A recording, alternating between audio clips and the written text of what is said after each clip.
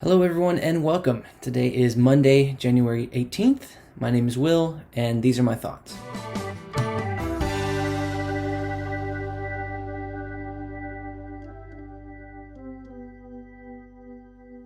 So, even with all of the production delays and even cancellations that were brought on by the COVID-19 pandemic, 2020 was still a pretty good year for TV. I mean, right at the beginning of it, we had Tiger King. Towards the end of the year, we got The Queen's Gambit. And of course, right at the end, we got season 2 of The Mandalorian. So, suffice it to say that I did not expect one of my favorite shows that I watched all year to be Ted Lasso on Apple TV+. Now, if you're not familiar with the Ted Lasso character, originally he was part of a promo series by NBC Sports when they got the rights to the Premier League back in 2013. Jason Sudeikis played an American football coach who wound up as the head coach of Tottenham Hotspur, and of course, hijinks ensued. And they followed that up a couple years later with another promo, but apparently the character was popular enough that the idea of a show had been kicked around since 2013 when he originally debuted. And so in 2020, we got season 1 of Ted Lasso, the series, on Apple TV+, which starred Sudeikis again and was developed by Bill Lawrence, the guy who created Scrubs. Now, the show follows the same basic premise as the commercial, which is that Ted Lasso, an American football coach at Wichita State, goes across the pond and takes over at Richmond FC, which doesn't exist, but in this world is a Premier League football club. And he is hired by the club's chief executive and owner, Rebecca, who is deliberately trying to tank the team to get back at her husband. And if you're sitting back, isn't that pretty much the same plot as the movie Major League? Yes, it is. And as a Premier League soccer fan, I was a little nervous about how the show was going to go. But let me tell you, I have never been so happy to be wrong. Because the show, and I can't stress this enough, is a banger. And it's that way for a lot of different reasons. I mean, the writing is absolutely top-notch. The performances are great. Their adherence to the sort of vibe of the Premier League and soccer culture is good enough for somebody like me to not get pulled out of the story. But to me, what takes the show from just being good to legitimately being excellent comes from two different arenas. That's namely tone and characterization. Now, tone is one of the most important things for a TV show to get right, because you're going to be spending a lot of time in this world and with these characters. So if the tone just keeps bouncing all over the place or is inconsistent or doesn't necessarily line up with the subject matter, it's going to be pretty glaring. Now, that doesn't mean that the tone can't change from episode to episode or even scene to scene, because that's exactly what Ted Lasso does. Ostensibly, Ted Lasso is a comedy, and there are a lot of elements that reflect that. Like, the show is deliberately very silly. I mean, there's a dynamic between the sort of villain of the story, the owner, Rebecca, and her assistant, Higgins, that's literally like a supervillain and a henchman. There's a character that comes in relatively later on in the series. His name's Danny Rojas, and his lines mostly consist of saying, "Football is life," and just saying his own name over and over again like a Pokemon. Ted Lasso kind of uses that fish out of water storytelling trope. Sort of, you can remember the first Wonder Woman movie when she's going around London with Steve Trevor, and this is the first time she's ever seen a man or other people off the island. And they play that for a lot of jokes. Like, this is all new to her, and Steve's having to explain a bunch of things to her, and she keeps saying things that are just kind of incorrect, and it's funny because of that.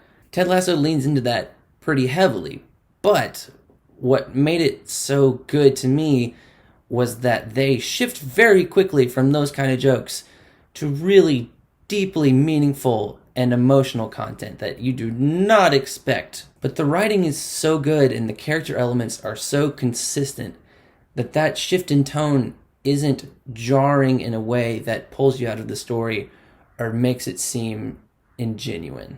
There are some moments in Ted Lasso that hit unexpectedly hard, and the way that they are able to navigate that, going from being comedic to being dramatic or being emotional or being deep, is largely to do with their characterization of the people on the show. And characterization is one of the trickier things to do well in a TV show, but like tone, it's also incredibly important because, especially on a 8, 10, 12 episode long season, you're going to be spending a lot of time with these people. And definitionally, characterization is, and I'm just going to read this verbatim, a description of the distinctive nature or features of someone or something. And to me, if characterization is done well, it gets 3 different things right. Characterization, when done well, begins with the character's traits, which is very simply the things about them, which are informed by the character's backstory and then developed through their arc. So, functionally, what we have there is a character's past, present, and future. And Ted Lasso does this extremely well. And we're going to look at a couple of characters to examine how and why. And we'll begin with the man himself, the character Ted Lasso. So most characters have defining traits, things about them that you can, if somebody were to ask them, what is this character like, would be the first thing that you would spit out. Ted's defining characteristic is that he is optimistic. Even when faced with impossible situations, like coaching a sport that he doesn't know that much about, Ted remains in it and determined to turn it into a good situation. So we start there first. Defining characteristic, Ted is an optimist. Now, how does his backstory play into that? We learn pretty early on that Ted has come to London because he and his wife are having a lot of issues in their marriage. Now, why might that bit of backstory be relevant to Ted's character trait? Well, because as an optimist, Ted is going to try and make the best of any situation he is given, but he's also going to have difficulty accepting when things aren't going well. And that really is Ted's arc. Ted's optimism clashes pretty directly, not only with what's happening with him at home with his wife, but also with how the British media and even his own players are treating him at his new job. As his players and the higher-ups at the club learn to love Ted, Ted is learning to accept his own circumstances and move on from them. See, giving a character a backstory isn't quite enough. You can tell me all day about things that have happened in a character's past, but until you find a way to link them and have them work meaningfully within the circumstances they're currently experiencing, it's not going to have quite as big of an impact. Which moves me on to one of the more interesting and eventually empathetic characters in the whole show, which is star striker Jamie Tart, portrayed by Phil Dunster.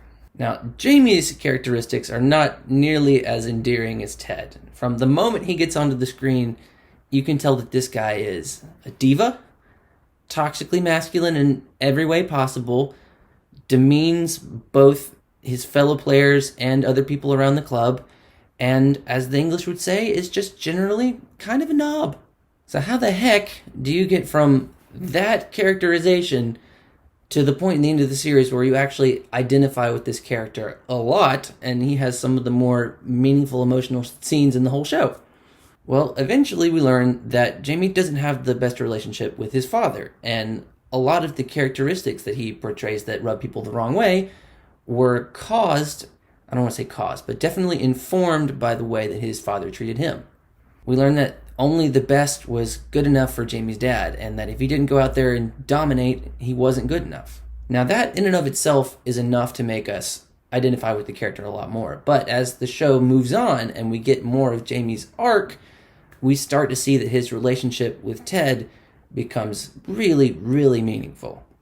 There's a point in the later episodes where Ted is just treating Jamie the exact same way he does through the whole thing, which is continually being encouraging and supportive and disarming Jamie with his sort of paternal and kind treatment. And it gets to a point where Jamie starts to assume that Ted is playing, quote, mind games with him because of that.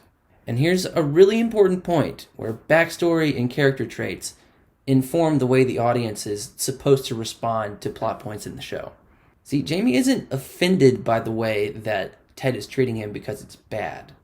It's only later that we realize that Jamie's so uncomfortable because the biggest and most important role model in his life treated him so poorly that he assumes that if another male role model treats him with kindness, they're playing mind games.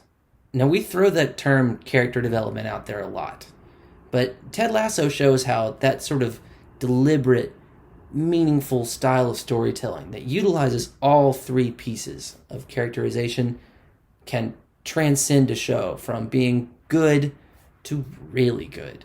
I hope you go and watch it, even if you're not a soccer fan, because it is truly great. And season 2 is on the way. Ted Lasso, the character, and Ted Lasso, the show, make me want to be a better human, make me hopeful, and helped me remember that, as Denny Rojas would say, football is life. I'm Will. Those are my thoughts, and I'll see you guys next Monday.